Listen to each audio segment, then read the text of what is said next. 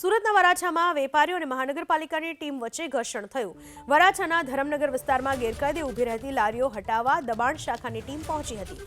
આ સમયે શાકભાજીના વેપારીઓ અને કર્મચારીઓ વચ્ચે ઘર્ષણ થયું, જો કે પોલીસે ઘટના સ્થળે પહોંચીને મામલો થાળે પાડ્યો।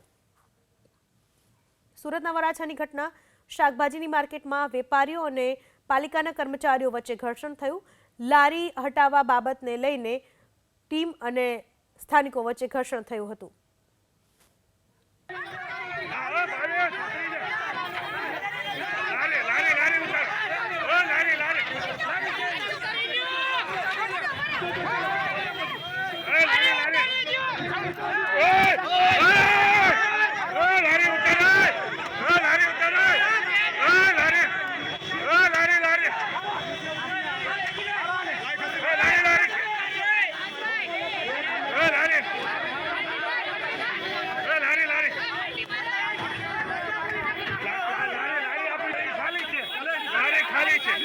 લારી ખાલી